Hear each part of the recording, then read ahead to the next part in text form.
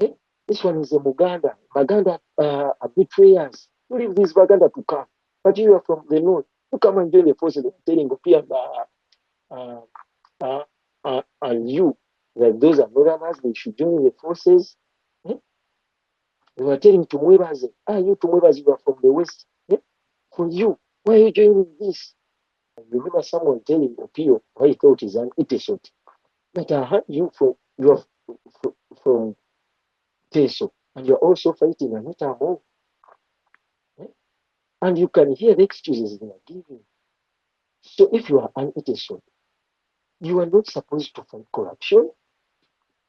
If you are a Muganda like Kimpuga and you are corrupt, you are not a good Muganda because you don't want me to enjoy the good roads. You don't want my daughter to enjoy the good schools. You don't want my wife to enjoy the good health centers where our wives and our sisters go to produce, or our children go to get medical care. The brutality continued as Fande Kitimbo beat anyone who dared to ask for help.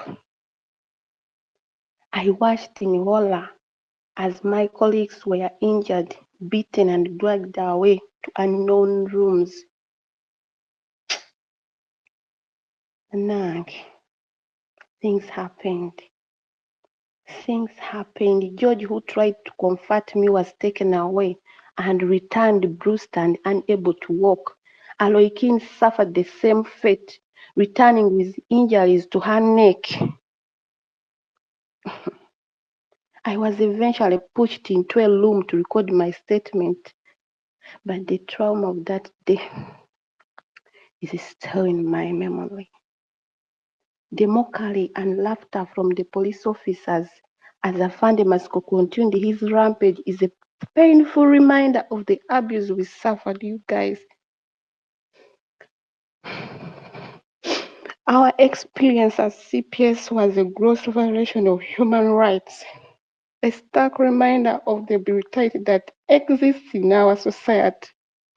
I share this story today to ensure that those responsible face justice and fight for a world where such atrocities never happen again. We were forced to undress, squat, and cough, a ritual that stripped us of our dignity. Like you undress all your clothes, you put them aside, they tell you to squat. No gaziamu ebigere bote. And then they tell you to cough. Sheshe, is that done in the presence of other people? Omusumba ye n'asaba n'agamba bagawugule gagende wakumuluma 13 gavumenti yatumukuzanira ku mutwe era mbyagalira ddala pulezidenti wange be twasaba bajje batusabire tebakoze eki tebalabise. Parliament is not a platform for business. It's a place where we talk about issues that concern the common persons. Kabaka yazala emiyupi ne basakanya. Kabaka yazala mara mtaa, kabaka yazala pipinta. nze ndowooza nti ekibiina kyetaaga mpuuga. Basala kunyonyola nedda sente zo zifuna sente nzirinze abamutuufu okukayana ng'awulidde waliwo emiliyoni 5 ezitategeerekeka. I had never seen them made into beggars. Senior citizens begging on their soldier. Tugenda kwekalakasa paka uza paka kurudia. We went marching to Parliamentary Avenue, chanting Anita must go, corruption must stop in Uganda. And when we reached that route going to the Parliament, there was a short guy, I don't know his name. He didn't wear a police issue, he was not in a police uniform. The way he grabbed me as if I was a chicken thief, he pulled me down. The way Nana Mwafrika was insulted, she was undressed, she was pulled on chorus, she was shouting, telling them, arrest the corrupt, not the protesters. By the way she was treated, as if she was a prostitute, as if she was a thug. It was so miserable. We are loaded onto that patrol, which was driven in a very bad way, as if it was a mad person driving it on a very high speed. The guy was hitting potholes, and the injury Nana has on her back, she has on her back. She got it when the driver hit a pothole, and she hit her back on those metals which are connected on that vehicle for those police officers to sit on.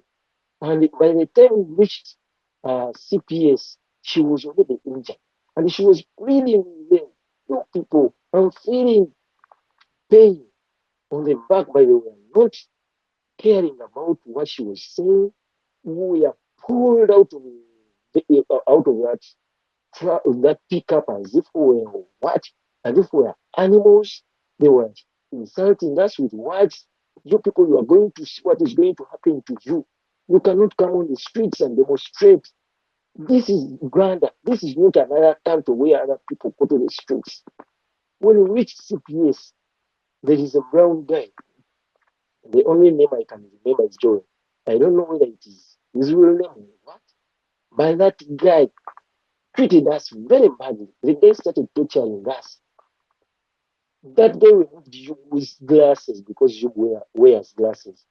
He started punching him as a punching bag, from the head to the stomach to the chest.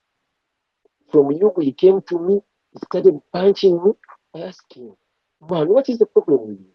What have I done that amounts to the torture you are inflicting on me?" The guy said, "You people, you are going to see fire." The guy started boxing us. The guy started beating us with no reason. After some time, he went away. So we were taken to make statements. Nana Mwafrika was pulled down to a certain room, was locked there. She was left there. She was asking them that I need to see my lawyers. They didn't mind about what she was saying. They were saying that that woman is a bad person. She's chaotic. But she was crying because she was feeling pain. She wanted to see a lawyer so that when the time of making a statement starts, a lawyer is there to direct her on what to say and what not to say. But she was not helped at all. I was taken to a certain room, I don't remember the number, to record our statements. But in that room, the guys were mocking us. I found other two guys. One is called Tumwebaze, the other is called Ocurred.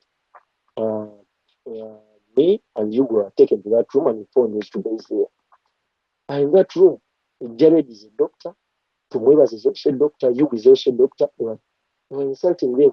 You are doctors. You've got each and everything you want in life, and you come here to destroy your lives and do these protests.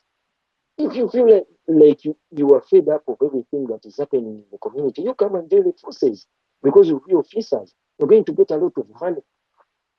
You can hear how these people are corrupt-minded. They don't even mind about how this country is being run. They don't even mind about the corruption in the country. They told them, when you are doctors, you look at this one, but this is just a driver. At least this one can come to the street. This one is a Muganda. Baganda are betrayers. You leave this Baganda to come. But you are from the north. You come and join the forces. Telling and you that those are northerners, they should join the forces. They were telling Tumwebaze, you Tumwebaze, you are from the west. For you, why are you joining this? Insulting. When we were brought back to that room where there is the forensic cameras, where they scan our fingerprints and other things, they started insulting us, and that one guy came back again, and the guy started beating us.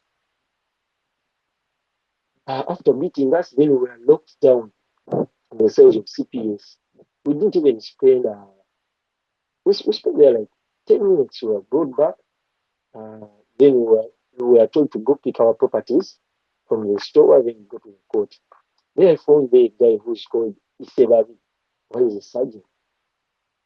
Yeah, the name is Isebabi. That when I went to pick my shoes, my wallet, the guy slapped me like 4 times. Asked him, man, what is the problem? The guy was angry, the guy was fuming. I don't know where the guy got the anger from. My brothers and sisters, we are fighting corruption. But these uniform men, I don't know what's wrong with them. The way they sleep, the way they eat. Eh? Their money is being swindled and stolen from their circles by these people. They cannot even see that the fight we are doing, although me, but very personally, I have my own grievances. The grievances which brought me to the street. But if this fight succeeds, it's not going to succeed only me. It's going to succeed also the officers, the police officers, the army officers, each and everyone in Uganda will enjoy a good country which is corruption free. By these days, I don't know whether their brains were taken out and something else was installed in their heads. Because they have no remorse. The guys have hate. I don't know whether they don't know what is happening in the country. Remember someone telling Opio why he thought he's an Iteso. But I heard you from Teso, and you're also fighting Anita Mo. And you can hear the excuses they are giving. So if you are an Iteso, you are not supposed to fight corruption. If you are a Muganda like Kimpuga and you are corrupt, you are not a good Muganda because you don't want me to enjoy the good roads. You don't want my daughter to enjoy the good schools. You don't want my wife to enjoy the good health centers where our wives and our sisters go to produce, or our children go to get medical care. Eh?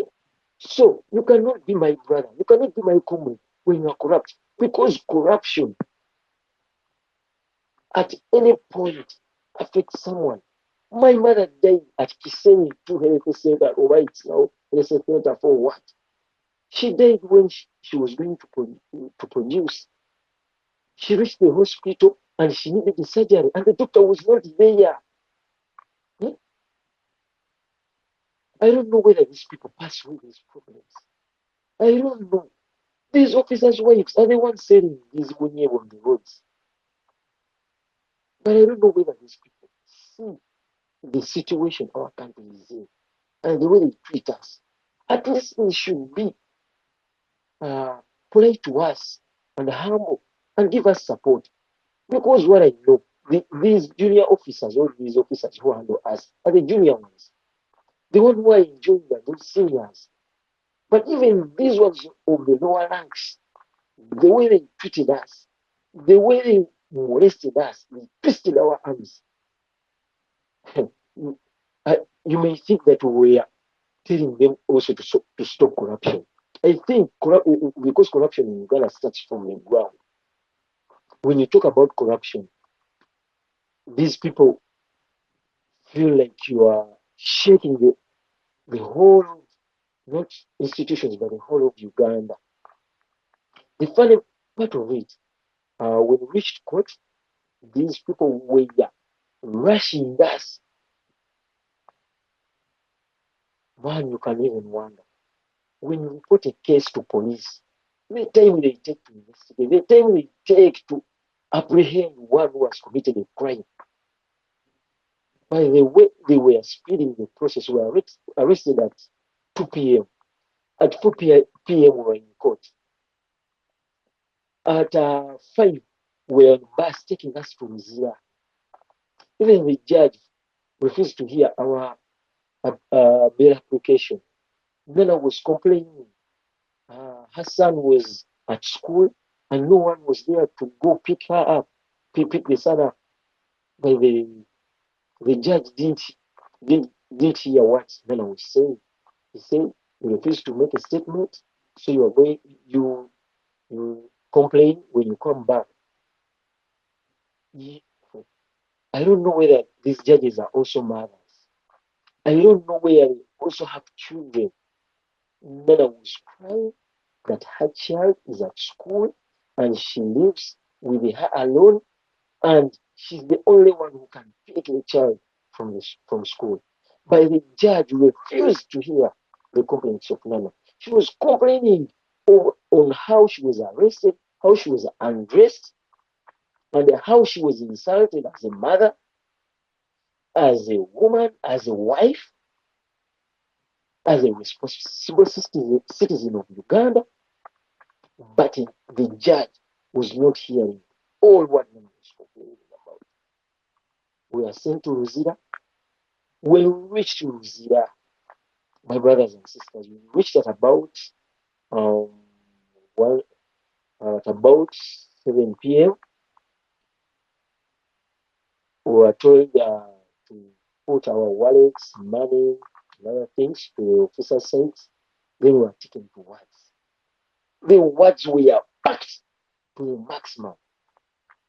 My brothers and sisters, when we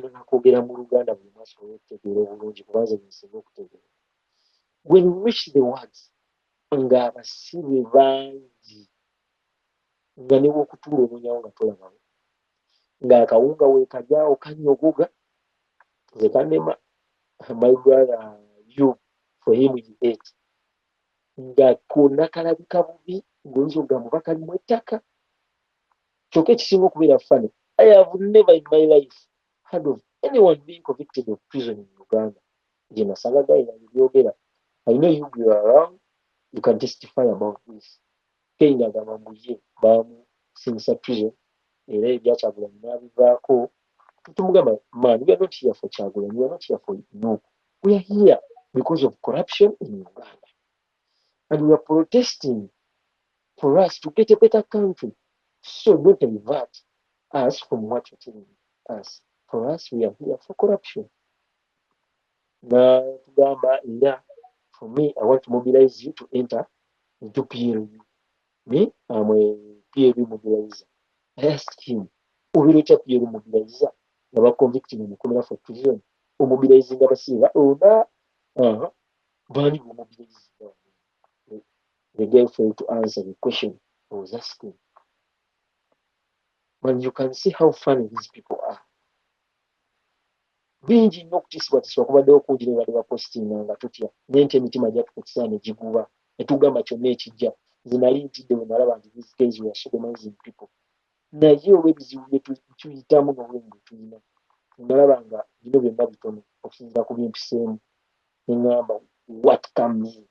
I have to reach a parliament. That moment of arrest, we are just being pulled. There was no kind of brutality. But when we reached CPS, we are no longer seeing these people brutalized us. They brutalized us. I think personally, I know I am the reasons as to why Sammy, our colleague Sammy, was isolated, because at CPS there is a police officer called Chitimbo. Chitimbo slapped me. He stepped me. You know, I am small by size. So Sammy was in a room, and I was in a corridor at CPS there. That corridor. So Sammy was seeing what was happening to me, but the road, the door had rods that he couldn't pass unless it was opened, but he could easily see what was happening in the corridor. So I was slapped, kicked, and pushed on walls by a police officer called Chitimba. I crammed the name. I wrote that name on my shoe so that I couldn't forget. So when Sammy saw this brutality, he stood up. He wanted to fly on the officer. Unfortunately, there was those bars, the bar roads that couldn't allow him to pass. But if it was open, he could have jumped on Mr. Chitimba, because he's a huge man, actually, very huge, that he's even, I'm supposed to be his last born, but he was beating me, slapping me, kicking me. Yet I had done nothing. The only crime I had committed was to refuse to write a statement. Of us that refused to write the statement, me, George, and Fresh Baba, we were isolated. We were, I don't know how I can describe it, but Chitimbo and some other guy who was in Raya, I am not so sure of his name, but people are saying it was his Masiko, Wamasco is the OCCID there. Those two guys brutalized us. They slapped me. Especially Chitimbo did everything to the extent that I reached in scientifically, Dr. Morgan, we have what we call all or nothing stimulation, to the extent that whatever pain was being inflicted on me, I was no longer feeling it. So that is how brutal this police is. And I thank Kiza Aaron, council and every council that is on this space that ensured that we get bail, or we get the lawyers that made us taken to court. So lawyers that exerted that pressure, we really appreciate you, because the guy in the area that I'm telling you, the one that was brutalizing us with the Chitimbo, he had actually promised us fire in the night at CPS. He told us, you people, you're just lucky that you're still living now, but you wait in the night, you are going to testify, you're going to give testimonies about what is going to happen to you in the night. So, but because we were ready for anything, we were not scared, and we were peaceful. We had agreed that we are not going to fight or to pull ropes with anyone. They did what they could, but we kept peaceful. And amidst all the threats, we showed them that we are not fearing anything. So I thank the lawyers that we were taken to court that evening and remanded to Luzira. When we reached Luzira, we got some relief. I have to say that the conditions in Luzira are the harsh ones, but the people in uniform in the prisons, they are a bit, for me, I found them a bit understanding, because even some of them were acknowledging the fact that what we are doing was the right thing, because it would result into better working conditions for them, because if we eradicate corruption, it means we shall be able to save more funds that can facilitate and ensure that we have enough resources in these prisons. So the challenge in prisons is that we don't have the resources. The resources there are not adequate. They are not favorable. They actually so dangerous. They are a threat to human rights. But some officers, there are those extreme officers that we have always called nincompumps, the opportunistic officers. They're always there, but at least most of the officers at Murchison Bay, they really understood our cause, and they didn't have much negative vibe about our cause. There is a guy here. He's called he's on the spaces now. He's called Asimwe Tumusime wa Austin. He's here abusing us, harassing us, and promising us more torture than what was inflicted on us. You see on the spaces. You can check in the comments. You see abusing each and every one. What's his name? Where is Tumusime Austin? I think that is the name. Is Tumwine Austin.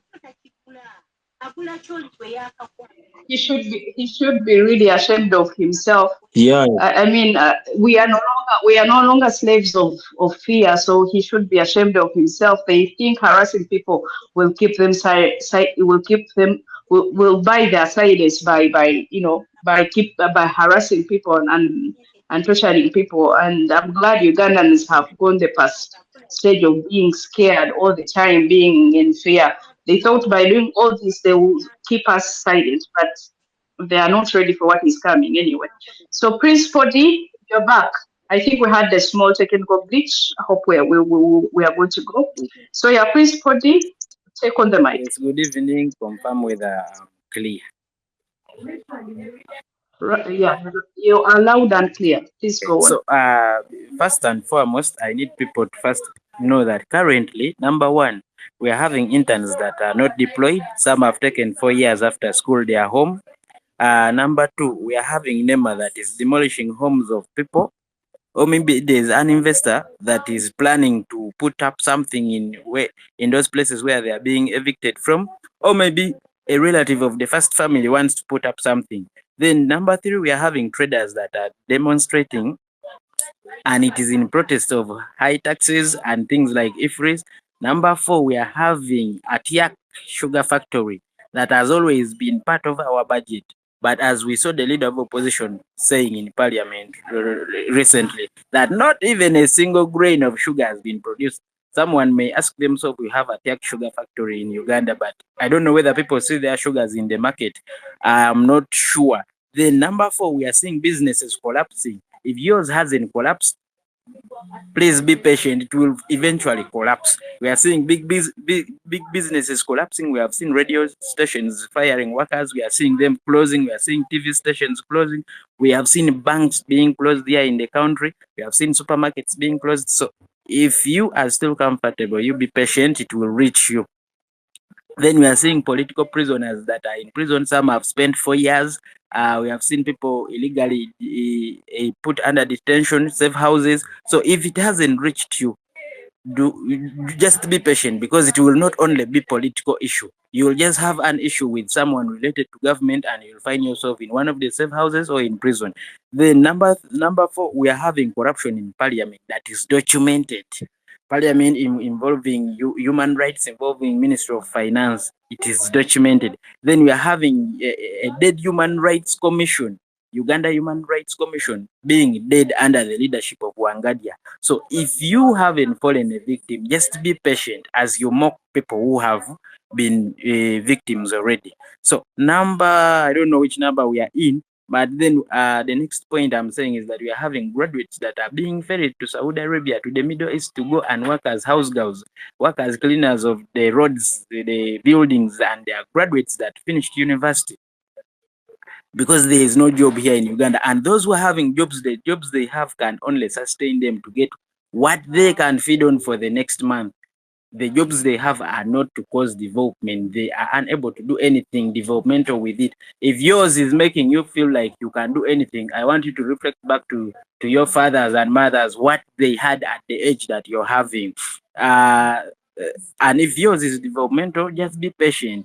You will feel the wrath of this government. The political prisoners inside there were stronger than us, and they were the ones giving us courage. And I still say that let us not give up on demanding for political prisoners like those of Noop, that others have stayed there for 4 years.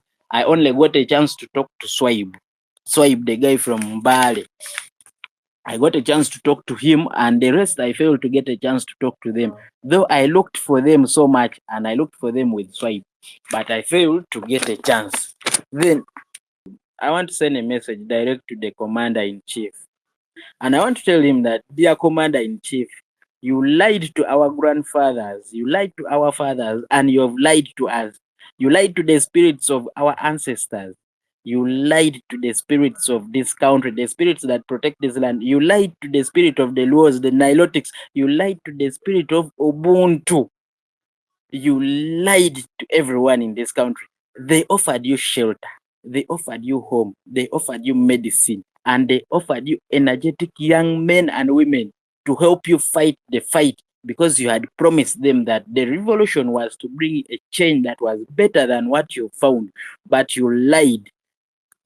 And now little did we all know that you were just a young evil seed, a young evil life, a dark, cold-hearted, contagious malignancy that was only waiting for its time to transform and show us the real face. I want to tell you, Commander-in-Chief, that you lied. You lied. And I still want to tell you that, dear Commander-in-Chief, the prisons that your predecessors constructed that would be a correction center for the wrongdoers, for the criminals, has been changed under your leadership. It is now full of freedom fighters. It is full of truth speakers. It is full of corruption fighters. And it is full of enemies of your friends. It is full of people your family, your friends, and the people connected to you dislike. It is full of people whose properties were taken, for example, land, in a way to silence them. It is full of people that the judiciary under your leadership has wrongly convicted them. Dear Commander-in-Chief, if you still listen to us, police institution that the predecessors had built, that the police the police's role would be to serve and protect the citizen. The police has now become a suppressive right hand of his government, that whoever wishes to challenge his government, whoever wishes to speak truth to his power, whoever wishes to put this government onto accountability, the police is the first institution that is being used to suppress them. And the police is always ready to step onto the necks of whoever wants to question this government on question of accountability. That even people who are questioning the luxurious lifestyle of the speaker currently, that have been documented to be corruption, the police will use their shield, that anti-riot shield, to protect of the speaker from the masses. And I want to still tell the commander-in-chief that it is so selfish of you to look at Uganda as it is starting and ending with you. It is so selfish of you to believe that without you, Uganda shall come to a standstill. I should put it still to his notice that many young people dream to be president of this nation, but because the commander-in-chief has looks at presidency as his lifelong owned profession or title, all the dreams of anyone who wishes to be president in this country can never come true as long as the commander-in-chief still breathes. So that is a very selfish thing that he has built in this country. Then finally, I want to say that it is to Museveni's best interest to do the right thing right now. Because if he doesn't do the right thing right now, his children, his grandchildren, his in-laws are going to be part of Uganda tomorrow in his absence. And we are all going to be together in the sunken boat, and we're all going to be under the ocean, because Uganda shall be no more if he does not do the right thing right now. That is my message to him. Dear Commander-in-Chief, do the right thing right now before it is too late. You're a very good speaker. You know how, to explain and, tell something as it is. You made us, leave it with you. I don't know about others, but I think I moved with you. I lived whatever you're saying. So yeah, thank you so much. Sheshe, can you speak now? And for those who don't know Sheshe, she was the head girl of the first protester. She had never protested before. She was a newcomer in everything. So yeah, I would want to hear what happened and everything in between. You're welcome, Sheshe. I can hear you. I am Nora Kosinje, aka Sheshe. I speak to you tonight as a survivor of illegal arrest, detention, and gross human rights violations. You guys, my experience has left an indelible mark on my life, and I share my story with you today in the hope that it may serve as a catalyst for change. I was arrested and detained without just cause, subjected to inhuman conditions, and denied fundamental rights. I was not alone. Many are. So, through my ordeal, I witnessed firsthand the illusion of human dignity and the blatant disregard for the rule of law. Yet, even in the darkest moments, I found solace in the resilience of the human spirit and the support of those who fought for my release. On 23rd, around midday, we were arrested by SFC soldiers. I can't call them police officers. We were arrested by SFC soldiers while peacefully exercising our rights. The arrest was brutal. I was subjected to inhuman treatment. You guys were manhandled right there where you saw us. The soldiers' actions were unacceptable. They touched every part of our bodies. Remember, some of us were girls, and these were men. They touched every part of our bodies, kicked us, and manhandled us with extreme force.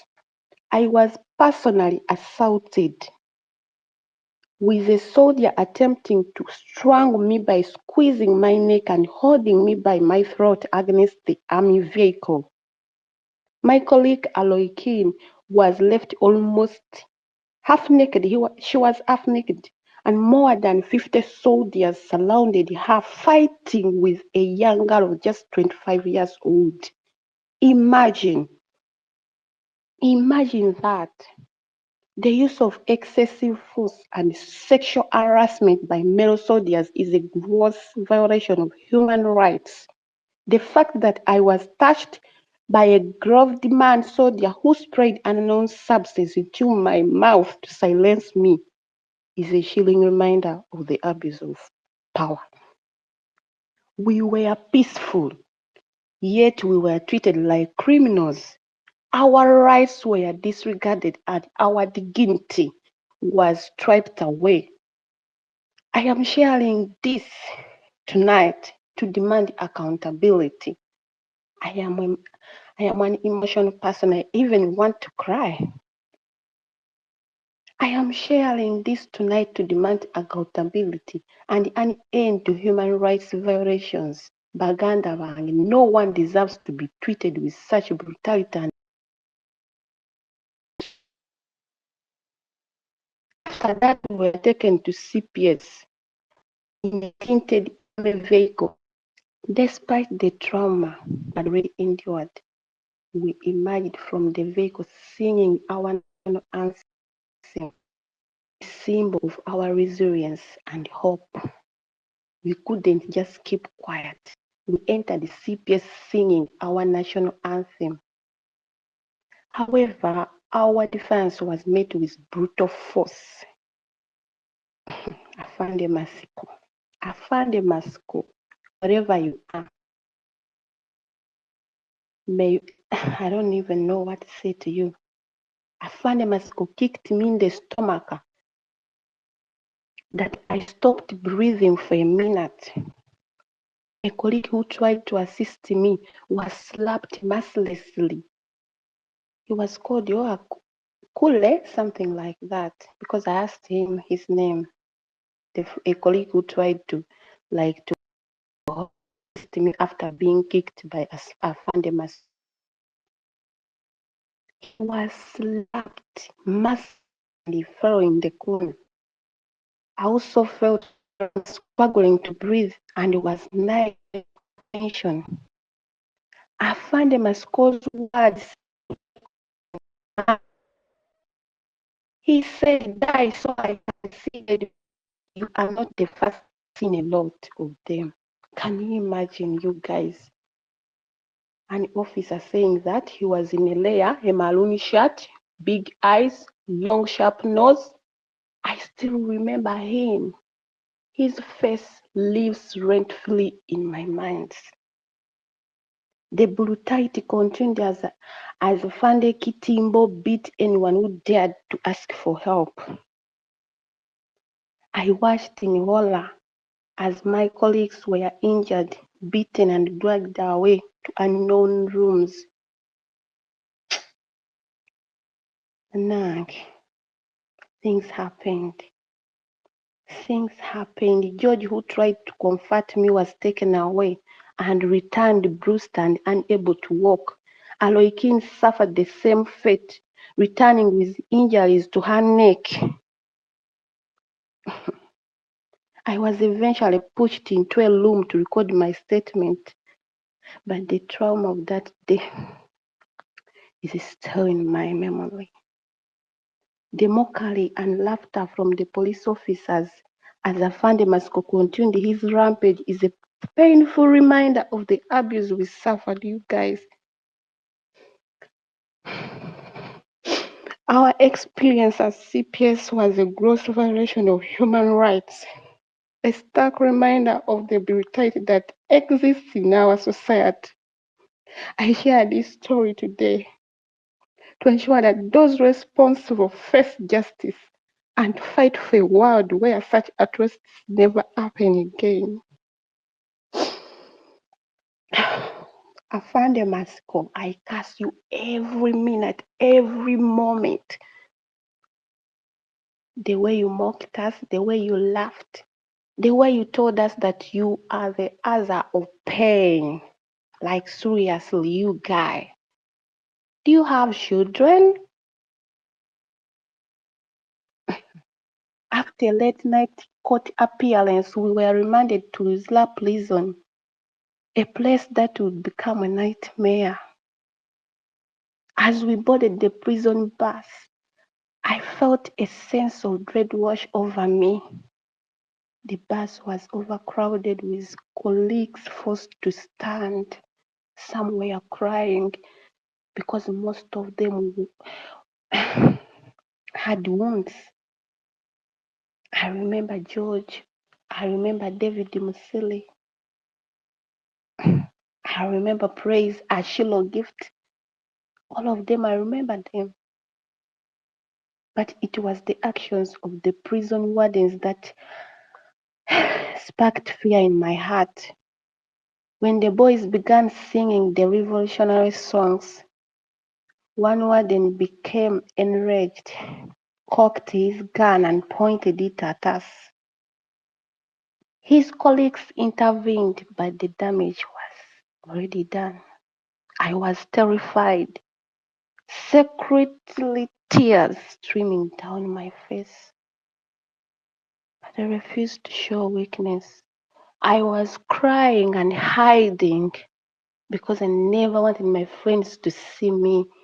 Like, I was shivering, I was sick because I had malaria. I had a mask on, so I was crying. And the mask was covering my tears. The journey to Ruzira was a brow of police sirens and patrols. Upon arrival, we were rushed to the prison office, where I witnessed things I never thought I would see. The falling,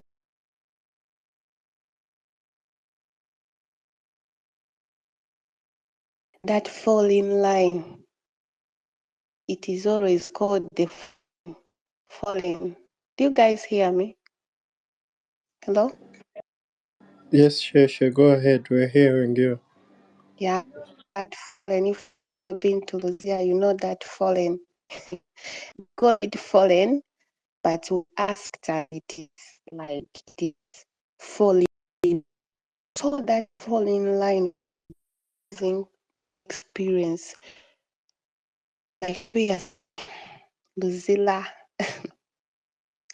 we were forced to undress, squat, and cough, a ritual that stripped us of our dignity.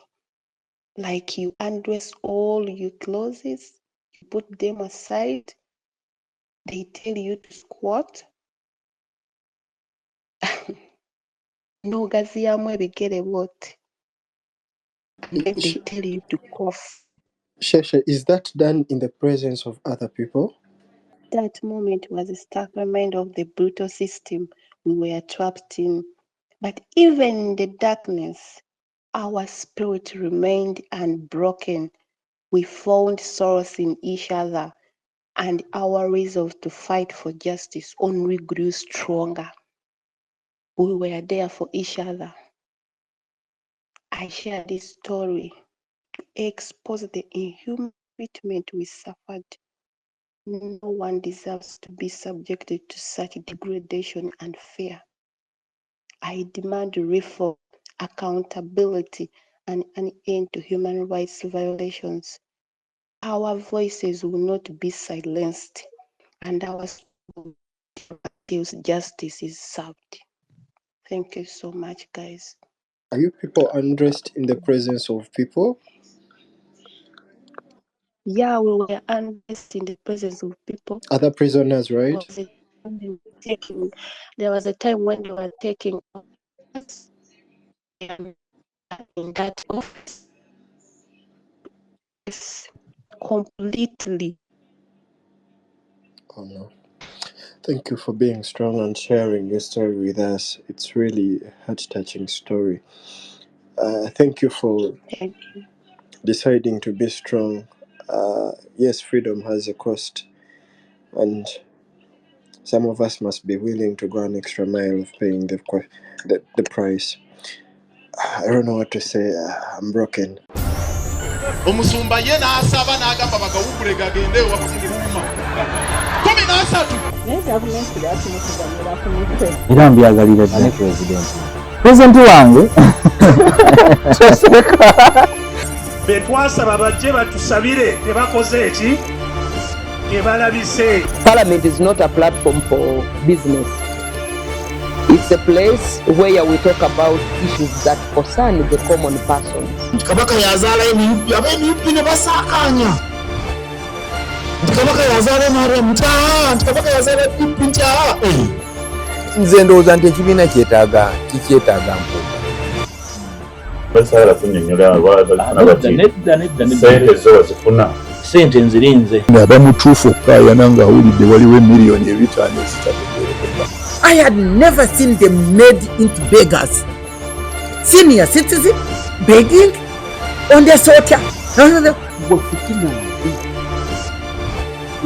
Tugenda kwekalakasa paka bulungi.